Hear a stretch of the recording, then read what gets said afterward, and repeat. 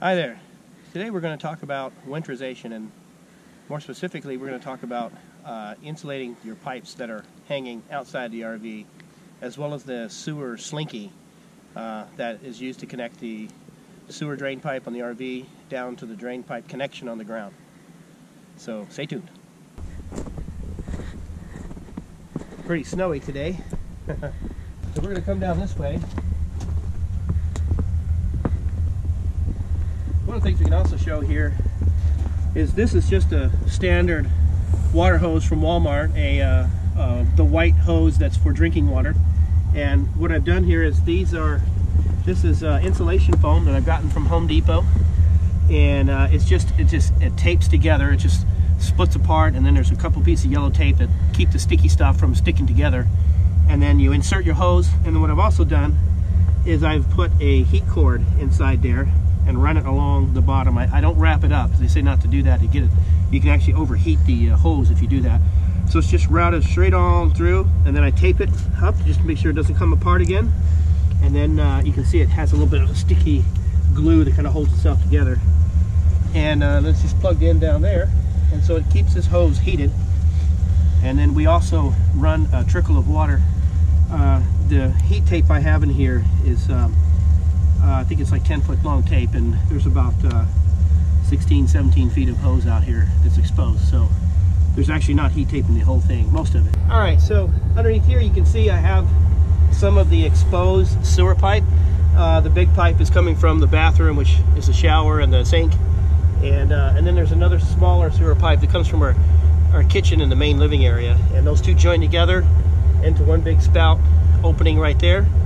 And even though this rig has heated tanks and a heated storage section, those parts there are not heated. And so if you get water blockage in there for any reason at all, so let's say the slinky backs up, then the water will back up into that, and it'll be exposed to this outdoor temperatures, which here can be down in the teens or even below zero at times.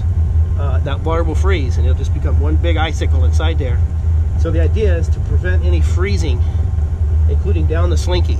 And when I had the travel trailer, I only needed one slinky, 10-foot slinky piece, and that much shorter length, I didn't have to wrap it up. But since with the fifth wheel, the drain is much further away from the ground entry point, I'm actually using two slinkies tied together, so for 20 feet total. And that means there's a lot more time that the water runs down and has an exposure to the outdoor elements where it can freeze. So what I do here is I run heat tape right along the bottom, and you can see here, if I come here a little closer, I'm gonna come a little closer. Yeah, come on a little closer here. You can see I have a little piece of it sticking out right here. And the reason I do that is so that I can disconnect the sewer line for any reason I might need to service something and still have it connected to the heat cord. So I have a little service loop here. Plus, if I feel it and it's warm, I know that it's working. And as well as the LED lights that are on the cable there, you can see if they're turned on, then you have electricity flowing to them, and you've got heat going into your hose system. Now you notice here that I don't wrap the hose up with heat cord. It just runs straight down the bottom, and then I wrap insulation over that. And this is just the HVAC insulation that has the aluminum. There's two different kinds here. This is 1/8 inch thick, and this is 1/2 inch thick. And they have this aluminum backing as a thermal barrier. And I just wrap that up, and that helps to keep the slinky warm. And you can see, but then I can move it. If this were frozen and I go to pick up on this, it'd try to all lift together as one big log. And that, you know, is a problem because it's frozen. And if it freezes up, it'll back up into your tanks. And we've actually had that happen. When I first parked this here, I didn't have this all wrapped up, and it actually backed all the way up in there, and I had to get buddy heaters out and hair dryers and melt all the ice in there, and then replace all this because it just broke apart when I tried to get it off. So this is our remedy here, which is to make certain it doesn't freeze up, and this is working pretty well. All right, here we're a little further out, and you can see if I lift it, it's pretty limp, pretty loose, which means there's no ice forming inside of the slinky. Like I said, if if it's frozen inside there, it'll try to all pick up as one big log, and what will happen is as the ice will break and it will actually fracture the rubber liner inside here, the actual hose itself will crack open, and then your sewage will just spill out. If it comes out at all, it's frozen at that point and it's unusable. So the idea is to prevent that freezing. So because it's so long, it's 20 feet from the spout there all the way to the entry point, I've got to heat it to keep it from freezing. And there's an 18-foot heat cord that's routed through there. It goes all the way up through my sewer line underneath the RV, and you can see where it begins underneath, and keeps this all nice and toasty, so we don't have any blockages through any freezing.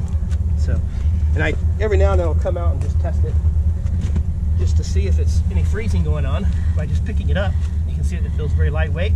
There's not ice in there. It's limp, so it is not frozen, and that's what we want. If you've ever had this freeze up before, you know how much of a pain it can be to get it unfrozen.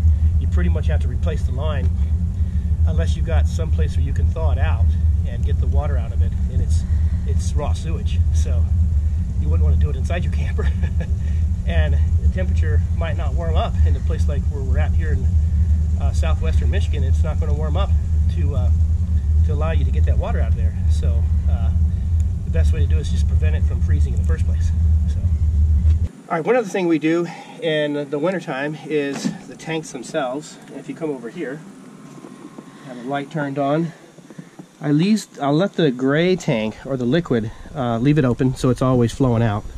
And the black tank I'll leave closed. The reason is you want to build water in with that black tank. Otherwise, all the liquids would flow out and leave the solids sitting in the tank, and it would just build up over time. So keep this closed and leave this open. And then as you use up water in your shower or in your sinks, it just runs out. And then when it comes time to dump the waste tank, when it's full enough, then I will close this and we'll take a shower, or in our case we have a washer and dryer, so we can washer dryer combo. We can run that and just build up some liquid gray water, and usually try to do that with warm water. And then we get a quarter tank or so. We will dump the black water, and then close it again, and then open up the gray water and dump that, and that will rinse out any you show down there, that will rinse out any material that would be left in the hose and the piping down there as you're dumping your waste tanks.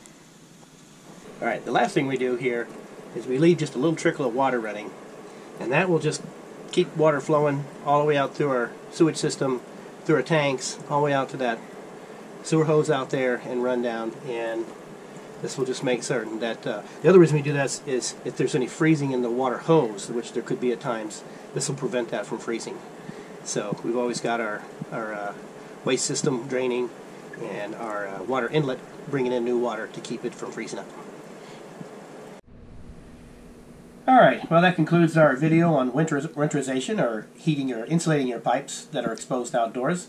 You don't have to be afraid of camping in the winter. You just have to do a few things to prepare for any types of pipes or hoses that are exposed to the elements out there, and just make sure that they are properly wrapped and insulated, and if necessary using a little heat cord to keep them from freezing up.